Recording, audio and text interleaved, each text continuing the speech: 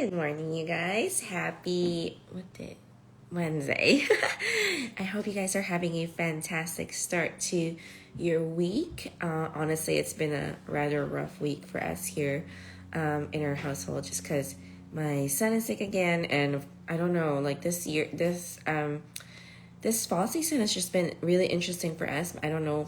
He just started kindergarten and it's just a whole bunch of different viruses, and he's probably going through a lot of transition as well. When my daughter was born a year ago, he actually didn't have so much of a transition with, of course he did, but it wasn't as big as it is currently with my daughter now being a toddler, being fully mobile and really just being around and taking attention. And so it's definitely been very interesting. So this is tired mom look, trying to look decent for her IG live. But anyway, thank you guys for joining in. If you guys are new here, or if this is your first time doing a live, welcome. And if not, thank you so much for coming back. And I'm so grateful that you guys are here. And if you could, put in your name here in the comments, or say where you are in the world currently. I'd love to give you guys a little wave. And I'm just so grateful to be here. And one of the main reasons why I'm doing a lot of these business-related Instagram lives this week is because the Calligraphy Business Kickstarter, which is my masterclass course on helping people, calligraphers and letterers in specifically, find their groove essentially in starting their business. Hi, Dan. Hey, girl. I'm so grateful to be able to put together this course. I would have never, if you told me, 5 years ago even, that I would be teaching this course, I would be like, really? It just didn't seem like something I would be doing, because it's just, sometimes when you think about like your journey in life and your strengths and your own, weaknesses and stuff like that, some things just doesn't feel as natural as what others would feel like. And that's absolutely normal, I want to say. And that's why I find that, this topic of like finding your niche and your business model is also like, there's a lot of it. There's a lot of it happening. There's lots of change, there's a lot of things going on, and especially with, the market's changing. So there's a lot of different elements that kind of, bring together what your niche should be. And I personally have gone through that process of refining it, but also kind of going back to like square one sometimes, or, coming to a fork road and like deciding what I should be continuing and things like that. So kind of just paring back a little bit. As some of you guys may have known, like I started the business 10 years ago now. And when I was starting out, my business model was actually quite different from what it is today. Hi, Aki. And sorry, I'm just like going through this. And by the way, if you guys have any questions at all about this topic at all, or about running your calligraphy business, feel free to put it in the comments below, and I'll try to get myself to be able to say hi here as well. And so I started my business 10 years ago, and at that point in time, I was a lot focused and wedding stuff, and I personally loved it. In the beginning, I kind of did a little bit of everything, because sometimes that's kind of part of what you do as a business owner, of like not really knowing what you want, and that's okay. I actually think that's a very important part of discovery, is, because this is kind of what we perceive the market is, right? And this is what we are thinking of bringing into the market. And sometimes, you may have landed exactly what you think people are looking for also. And so I was in that exploration stage of like finding what I want to do. So there's that, right?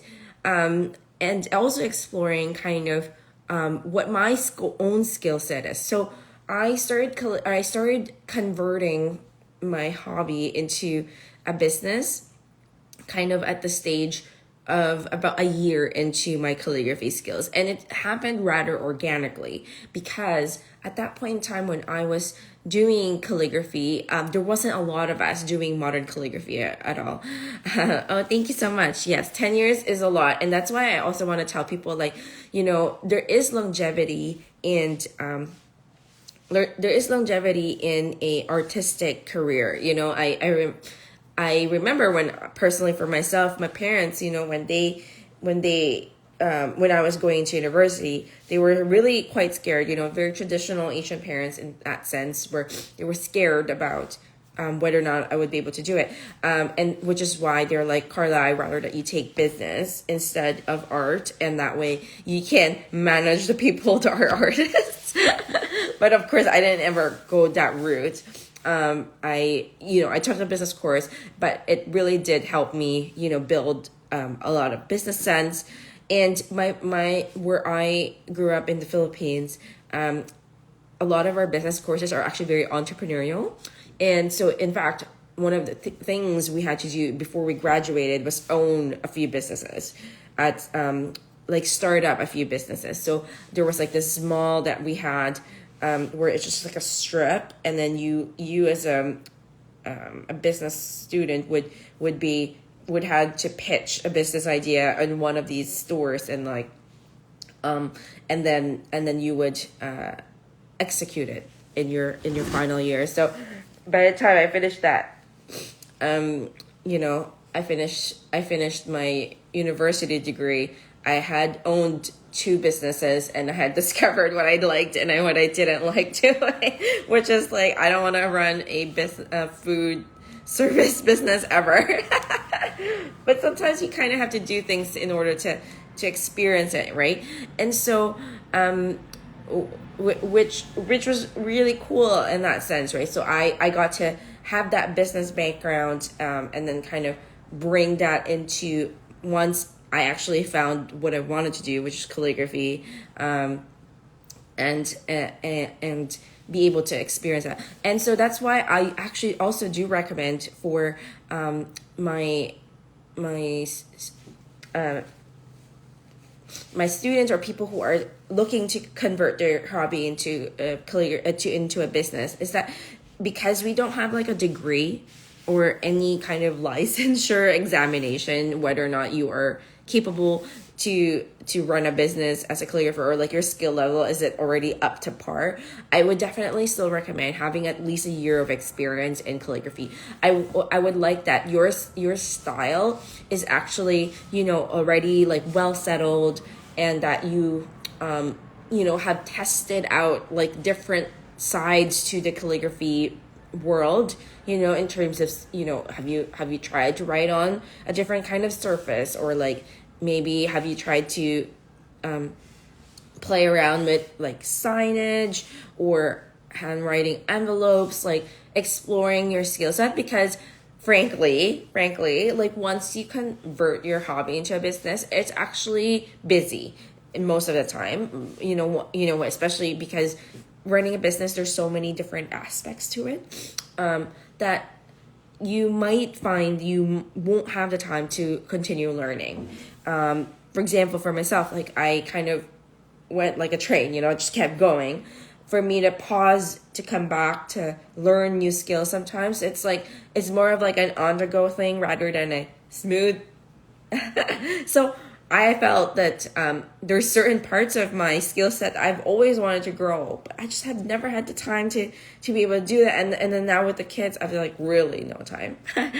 But that was part of it. So anyway, I digressed about like my business model. So at that point in time, I was doing a lot of day of wedding details, and then as I continued to do them, I also slowly wanted to grow into the wedding invitation world.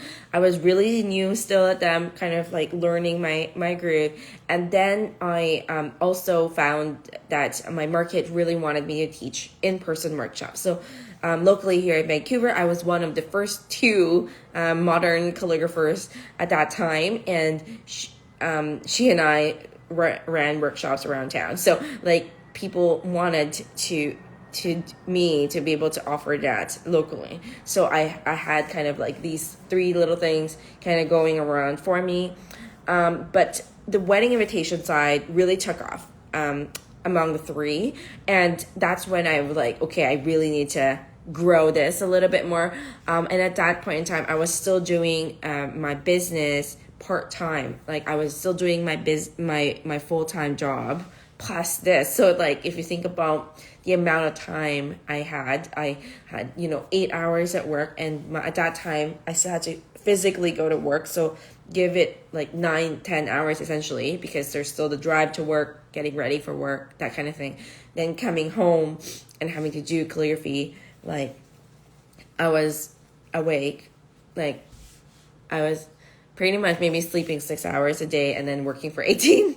So it was a lot. But it was because, calligraphy was growing, and I was really grateful for that. And then as the wedding invitation path grew, I had to kind of find ways to maximize that avenue for myself.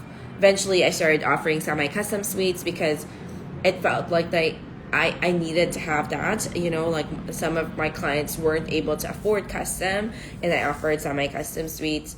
And that was kind of like the first chunk of it. Like you could watch this a little bit of my story thing on the recaps, which I have not yet finished, by the way. They're still missing a good chunk of the recap, which has to do this past year and a half with the getting pregnant and having a baby. But anyway, so that's why for me, finding your niche, actually, the formula to finding it, sometimes isn't always linear, and I wanted to kind of bring that to mind.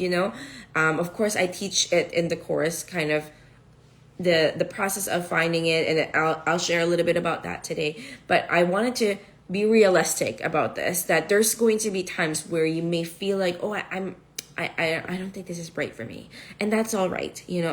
That's part of discovery, and it's kind of how we learn as human beings. Of course, like I wouldn't encourage you to go absolutely down the deep end of investing like crazy amounts of money to do something you really don't like doing, and that's why my personal formula of finding your business model or is actually has to do with your strengths plus passion plus market needs. So it's a balance of these needs. So if, again, I want to say it, strength, your passion, and your market needs. So the strengths part has to do with your own skill set. And sometimes that's why I said the exploration part helps you find out what your real strengths are. Because sometimes, we think we're good at it, but turns out we're not that great at it at all, after all. And of course, there's the passion part. The passion part is where I find it's also like, is this actually what you want to do? Do you really enjoy doing this? And one of the things that I found that I thought was my strength, and also part of it that wasn't something I really loved doing, was the day of details.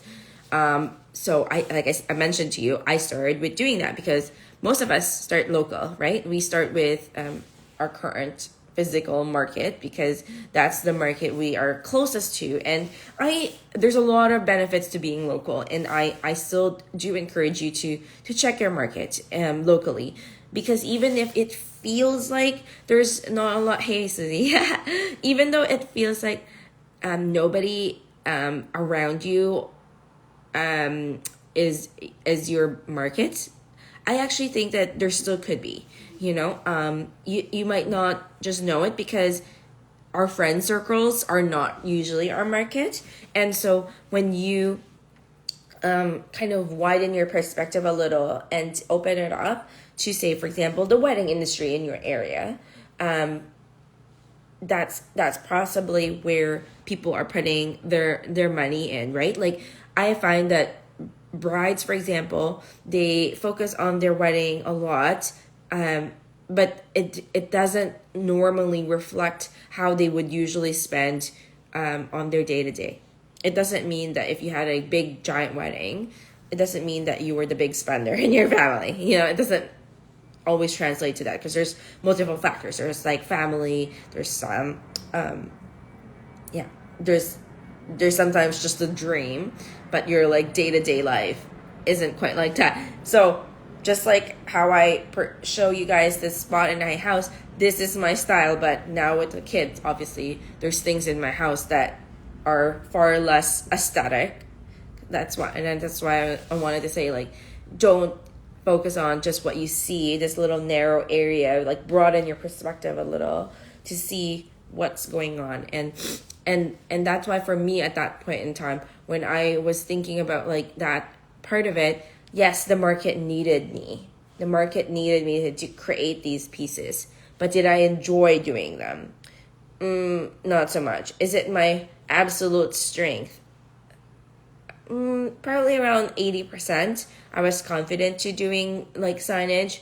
But eventually, as I was doing a lot of it, that I found it was really not what I personally enjoyed doing, and I didn't have the time for it. And with me being local, it was actually difficult, because some of the clients would be like, Carla, you're close to me. Can you just fix this? Or like, can we just add this person in, or something like that. So it was just challenging to kind of go through that and get that all sorted out sometimes.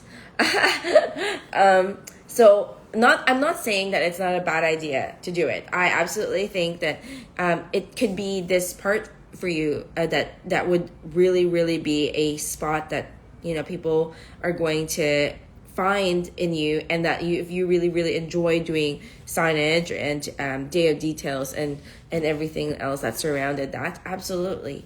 I just found for myself personally that it was something that I wanted to pare back a little bit and only focused on those ones if they were part of my custom clients. So currently, that's what I did. That's how I kind of niched down. I was like, I'm going to say no to certain things, and I will say yes only if they're in my custom invitations. So that kind of helps me, narrow it down to the people that have already paid for the rest of the invitation suite, have the capacity, and that way I have like full control essentially of the style from beginning to end, right? Like, from the save the date to the day to the main invitation to the day of details. That way it's cohesive all throughout. And also sometimes it's great working with exact same people as well, like the wedding planners, for example, or wedding designers for that aesthetic. So in that case, even though my strengths were up here, my passion for that was down here, but and the market needs were even higher. I just didn't find that balance, worked out into figuring out my business model, and that's why I said no to it for some and yes to it only if I needed to. And it also pushed me to grow my skill set so that I would improve that even further. And it helped me also focus on what I needed to grow in my day of details skills, especially because now most of my clients that are doing my custom invitations are not local to me. So like that whole experience now, okay, well, if they're not local to me, how do we make these day of details like feasible, right? And so that really helped me narrow down onto what I actually wanted to do. And it also helped me find my niche, which was at that time the custom invitations. And in the realm of custom invitations, they were primarily destination weddings. So I created and curated a lot of weddings that were for people that were just wanting to do destination. And being a destination bride myself, I actually really loved that aspect of being able to travel to go to somewhere else. So that really kind of narrowed down the type of people that were my clients, because they were the type that really enjoyed, for example, the architecture of the places that they go to, or like they enjoyed getting a map made because that's the aesthetic that I provided to people. And then of course in that realm, part of my niche is of course my own calligraphy and design style, right? So like your niche isn't just quite like a spot in the market. It's also your own strengths, right? That kind of play into that part, and what you serve to that community. And also how that community kind of responds back to you. And I find for myself personally that it is scary to niche down. And I absolutely get that because I have had obviously lots of different kinds of businesses myself before I even got into calligraphy. And, you know, when I was in my business school, I was like, I always thought bigger was better, you know? Like I loved working with the big corporations with the giant target markets, and it felt like, okay, yeah, this is the type of people that they want. And it's so nice that there's like 60 million people local to me that would be interested in this product versus like 5,000. It is scary to niche down and to focus on one kind of design, or like your specific type of clients that are your dream clients. But I found, at least based on experience, that as my portfolio kind of narrowed down into the type of people I really want to have, that I started getting the quality clients that would say yes every time. And also, it helped me personally find that other people will also see the skill set behind it. So my niche in a way kind of grew organically on its own, or kind of like I helped perpetuate it to grow. So, but yeah. And yeah, Semester Calligraphy was just saying, like, I believe when you're building your niche, you also have to understand what's needed around you, what's getting more attraction. Absolutely. And that's why in that, in my little formula there's the strengths, and then there's the passion, and there's also the market needs, right? Because sometimes the market needs will outweigh everything else. And that was the case for my online courses, right? So when I started that, it was right in COVID time. People definitely were looking for online courses because they physically couldn't go places. And sometimes that's what they needed. Or when I was doing my workshops, the market needs for that was really high. It was because at that point in time, I was one of the 2 modern calligraphers in town.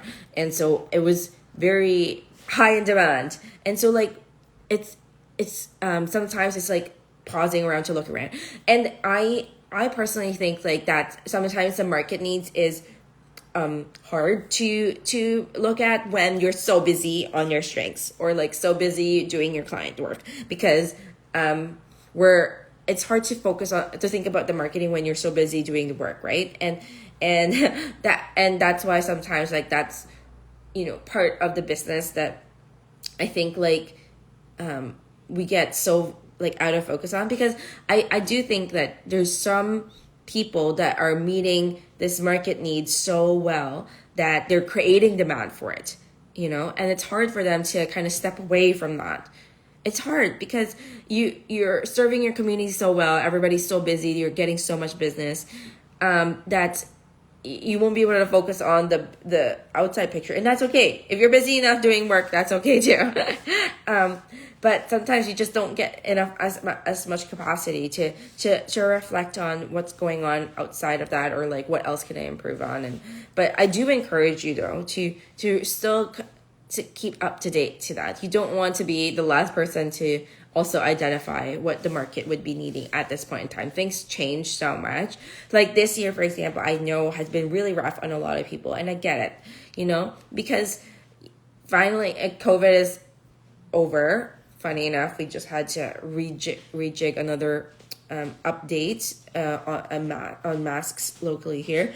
But it was definitely an experience, because now, like, the inflation of the prices or everything, and then our interest rates have gone up, so a lot of people just simply cannot afford new things, or like a lot of people are suddenly like strapped for cash because of their mortgage being so incredibly expensive. And even for ourselves, like, it's a challenge. Like, I can personally feel the prices of my grocery bills going up, and like our mortgage fees, like how much we pay for it just going up, and it's scary, right? Like, and so I can only imagine how much more overwhelming it is for a lot of people that have like a fixed income, for example, and then like you're like looking at this balance and you're like, how do I make out of that? So it's like, but it's important though to understand what your market is going through, and what they're needing, because things do change as seasons come and go,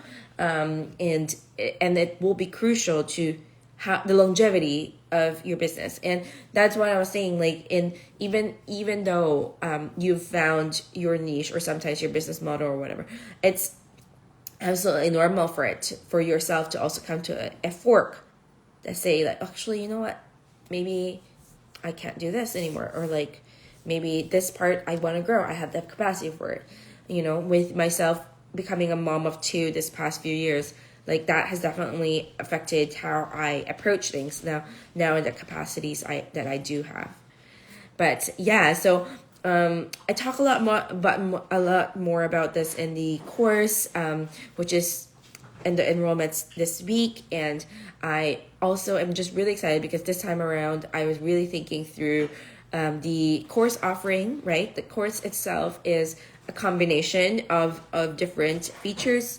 It has the pre-recorded videos, it has the worksheets to go through, as well as the live sessions. That this time around, the live sessions, I split them so that we have group live sessions and a private one as well, because I do know that how important a private one for some of you are, and that's why I decided to be able to offer that this time around. So I really go down deep in this, and then of course you guys can have more questions about that as well in the course.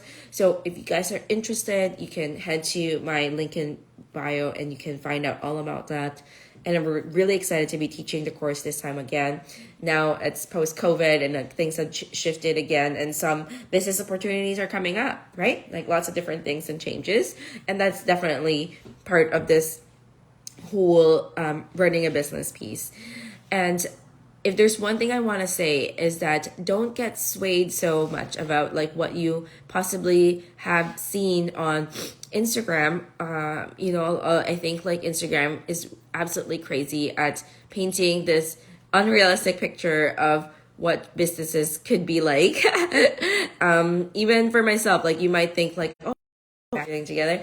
No, like I think like it's there's always going to be some kind of challenge, and there's always going to be opportunities for growth, and there's no secret sauce to doing it and like, okay, I'm just gonna leave this and it's just gonna grow on its own. I will say that most businesses, there's going to be hard work behind your business. It's not going to be in fact, if you think that it's going to be easier just because you're doing something you like, I actually say that you probably will work even harder. But the good thing is, at least it won't feel as work for the most part because you enjoy it. It's your baby. You take care of it. Like, you love what you do. That helps drive that as well, And that's why I think like the passion is still an important part of you running a business. If you don't have that kind of drive of doing what it is, and you might burn out because you just don't absolutely find the joy in creating what you're creating. There's just got to be a balance between your strengths and your passion and your market needs. And I will say this, having my own business for this past 10 years, is that yes, there's going to be ups and downs. Yes, there's going to be times where it feels like, am I doing this right? Or why am I working harder than ever before? Or like, what else can I offload? Or how do I do this better? And that's part of the exploration. You know, that's part of the exploration, and that's part of what I want to show you guys in my course, at least, on how I personally improved it, or like how I've grown the business, or how have I said no to certain things in order to grow better. Okay. Anyway, thank you guys for joining our live. The next one is going to be this coming week, this coming Friday. Sorry, my brain is mush after having just woken up. I think it's at 9 in the morning, and it's all going to be about pricing challenges. I know you guys have a lot of pricing questions usually, and I definitely want to kind of go over that. The Pillow Notebook is saying the reflection you're sharing is so helpful because I'm so overwhelmed even before starting. Oh, thank you. I'm so glad because, you know, it's really, running a business is hard. Okay, I'm not going to sugarcoat it. It's overwhelming. It's a lot, and that's kind of the reason why I'm hoping that this course will help you guys with that bit of overwhelm, you know, because there's just a lot of different things to do. And what do I focus on? Like, you know, how do I get people through my door? How do I keep getting people through the door? How do I be found by my clients? Like, am I doing the right thing? Is this the business that I should be running? Is this what I really like doing? Like, so many questions. I still ask those questions, and that's good. It's part of it. Thank you. All right. I'm glad that they've been insightful, and I hope you guys, see you guys in other videos as well. Thank you. Have a great rest of your day. Bye for now.